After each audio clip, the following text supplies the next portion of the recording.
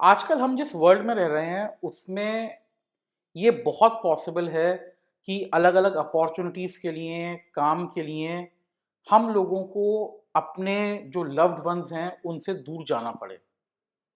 बच्चे हैं, कई बार एजुकेशन के लिए अपने पेरेंट्स से दूर जाते हैं। फ्रेंड्स हो सकता है अलग-अलग कॉलेज में जाएँ।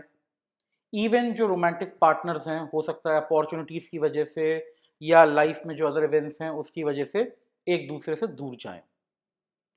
नाउ रिलेशनशिप्स की डायनामिक्स बहुत चेंज हो जाती हैं जब लोग एक दूसरे से दूर जाते हैं। और ये किसी भी टाइप का रिलेशनशिप क्यों ना हो, पेरेंट्स के बीच में, पेरेंट्स और बच्चों के बीच में, आपके जो फ्रेंड्स हैं उनके बीच में, या आपके जो रोमांटिक पार्टनर्स हैं उनके बीच में, कहीं पे भी हो सकता है। लेकिन लगभग सब जगह इश्यूज सेम से रहते हैं। अब देखिए, बहुत बार क्या होता है, लोग जब दूर होते हैं तो यहाँ पे दो एस्पेक्ट्स होते हैं। एक तो पहला एस्पेक्ट है फिजिकली दूर होना। आप लोग जिस अरेंजमेंट में थे उस अरेंजमेंट में एक फिजिकल डिस्टेंस आया, या हो सकता है आप पहले भी दूर थे, अब लोकेशन जो थी वो और चेंज हो गई। लेकिन उससे बड़ा जो इशू है वो है मेंटल डिस्टेंसिंग। क्या होता है, आजकल ये बताया गया है कि आप जब जहां हैं, जिस सिचुएशन में हैं, आप उसको पूरी तरह से एंजॉय करें, अपने आप को पूरी तरह से उसमें इमर्स करें। बड़ी अच्छी एडवाइस है। इससे जो आपका एक्सपीरियंस होता है वो बड़ा होलिस्टिक होता है। लेकिन यहाँ पे काम क्या हो रहा है, इस बात को लेके, इस एडवाइस की आड़ में लोग क्या करते हैं, जैसे ही थोड़ा सा भी डिस्टेंस आता है या सिचुएशन चेंज होती है, वो इस एडवाइस को लेके मेंटल डिस्टेंसिंग शुरू कर देते हैं। उनके जो नॉर्मल ऑब्लिगेशंस हैं, उनकी जो कर्टसीज हैं, जो उनकी ड्यूटीज हैं, वो उनसे भी बचने की कोशिश करते हैं। मान लीजिए आप अपने पेरेंट्स के साथ थे, आप उनका ख्याल रखते थे, आप उनको पूछते थे उन्होंने खाना खाया या नहीं खाया, ये सब ध्यान देते थे। अब क्या होता है, जैसे ही आप दूर होते हैं ना, तो आपको एक बहाना मिल गया कि अब तो मैं दूर हूं, अब मैं क्यों पूछूं, अब मैं क्यों ख्याल रखूं। या मान लीजिए रोमांटिक पार्टनर्स भी हैं, तो क्या होता है, जैसे ही कई बार लाइफ में कोई थ्रिल आता है ना, कोई एक्साइटमेंट आता है, कुछ नई चीज आती है, तो लोग अपने लाइफ के जो पुराने कॉन्स्टेंट्स हैं ना, उनको इग्नोर करना शुरू कर देते हैं। अब हो सकता है आपकी जो बेसिक चेक इन है, भाई ठीक ठाक हो नहीं हो, कोई प्रॉब्लम है, तो उसमें थोड़ा इन्वॉल्व होना, लोग ये सब से ना बचना शुरू कर देते हैं। They are not just away physically, they are also trying to get away emotionally and mentally. इसमें भी बड़ी इंटरेस्टिंग बात क्या है, जब तक सब कुछ बढ़िया चलता रहता है, जब तक थ्रिल मिलता रहता है, मजा आता रहता है, तब तक तो लोग अपने जो ये पुराने कॉन्स्टेंट्स हैं उनसे दूर रहते हैं। लेकिन जैसे ही उनके लाइफ में कोई प्रॉब्लम आती है, कुछ ठीक नहीं चल रहा होता, उनकी इच्छा होती है कि वो वापस उन लोगों के पास चले जाएं और जैसे चीजें पहले थी सब चीजें वैसे ही चलती रहें। They want to hit a reset button कि अच्छा भूल जाओ हम गायब हुए थे। लाइफ एक्चुअली ऐसे नहीं चलती। देखिए, जब आप ये काम करते हैं ना, तो जो आप रिलेशनशिप का सबसे बेसिक एलिमेंट है, कंसिस्टेंसी, उसको खत्म कर रहे हैं। दूसरी चीज, रिलेशनशिप जो है वो एक सर्टेन म्यूचुअली अग्रीड अपॉन चीजों पे चलता है। कोई इसे माने ना माने, और जो लोग कहते हैं कि रिलेशनशिप में एक्सपेक्टेशन मत रखो, वो एक्चुअली अपने आप से और अपने पार्टनर से झूठ बोल रहे हैं। कोई भी रिलेशनशिप ऐसा नहीं होता, चाहे वो पेरेंट्स का बच्चों से क्यों ना हो, फ्रेंड्स का क्यों ना हो, रोमांटिक पार्टनर्स का क्यों ना हो, सब में कुछ ना कुछ एक्सपेक्टेशन होती है, तभी वो चीज रिलेशनशिप है। अदरवाइज रिलेशनशिप में और कैजुअल एक्वेंटेंस में कोई फर्क नहीं रह जाएगा।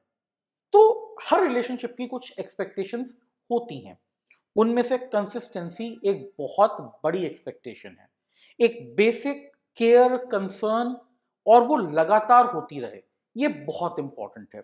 और जब आप इसे ब्रेक करते हैं, इस कंसिस्टेंसी को आप ब्रेक करते हैं, तो ना सिर्फ आप रिलेशनशिप को हार्म कर रहे हैं, बट जो दो जनों के बीच में ट्रस्ट है ना, जो एक म्यूचुअल डिपेंडेंसी है, आप उसको भी डैमेज कर रहे हैं।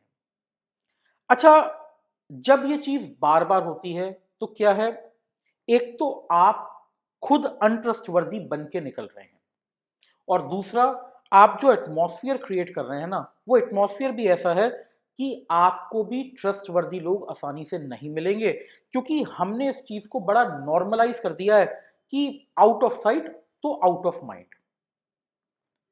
रिलेशनशिप्स इतने कमज़ोर नहीं बनाने चाहिए। रिलेशनशिप को इतना फॉर ग्रांटेड नहीं लेके चलना चाहिए कि आउट ऑफ साइट होते ही चीज़ें या लोग आउट ऑफ माइंड हो जाएँ। कंसिस्टेंसी एक ऐसी चीज है जो हमारे कैरेक्टर के लिए बहुत इंपॉर्टेंट है, और ये अगर हम लोगों को देंगे तो लोग भी वैसे ही रेसिप्रोकेट करेंगे। अगर हम चीजों को इतना लेट लूज कर देंगे कि जिसको जैसा करना है वैसे करे, तो प्रॉब्लम यह है कि जो सोशल स्टैंडर्ड्स हैं, जो हमारे एक सोशल अनसेड कॉन्ट्रैक्ट के पार्ट्स हैं, वो सब चीजें हिल जाएंगी। और शुरू में तो हो सकता है ये सब चीज़ें आपको थ्रिल दें। आप नए लोगों से मिल रहे हैं, नई जगह जा रहे हैं, आपको बहुत मज़ा आ रहा है, आप सब कुछ पुराना भूल गए। लेकिन प्रॉब्लम है, ये टॉक्सिक रिलेशंस बना रहा है। आपके जो रिलेशन मजबूत होने चाहिए थे, जहाँ पे एक सर्टेन सेट ऑफ डिपेंडेंसी होनी चाहिए थी, एक रिलायबिलिटी होनी चाहिए थी, एक कंसिस्टेंसी होनी चाहिए थी, वो होनी खत्म हो जाएगी। और जैसे ही ये एडवेंचर ट्रिप खत्म होगा, जैसे ही ये नशा खत्म होगा, जैसे ही रियलिटी हिट करेगी, आपको समझ में आएगा एक बहुत बड़ा जो आपका फाउंडेशन स्टोन था, आपने उसे डिस्ट्रॉय कर दिया। और सिर्फ क्यों? कुछ मोमेंटरी प्लेजर के लिए। देखिए, रिलेशनशिप बनाने में बहुत टाइम लगता है, ट्रस्ट डेवलप करने में एक एफर्ट लगता है। अगर आप थोड़ी कंसिस्टेंसी बनाए रखेंगे, तो आप देखेंगे आपके रिलेशनशिप बहुत लंबे चलेंगे। वरना ये jumping from one relationship to the next, to the next, to the next, ये छोटे छोटे छोटे छोटे जो रिलेशनशिप फ्लीटिंग टेम्परेरी टाइप के होंगे ना, ये कभी भी इतने मजबूत नहीं हो पाएंगे कि जब आप एक्चुअली कोई नीड में हो, जब आपको एक्चुअली कोई असिस्टेंस चाहिए हो, तो आपके पास कोई खड़ा हो। Therefore enjoy where you are. आप जहां हो उसे एंजॉय करो, इसमें कोई गलत बात नहीं है। लेकिन एंजॉयमेंट का लेवल इतना नहीं होना चाहिए कि आप पीछे पुराना परमानेंट सब कुछ भूल जाओ।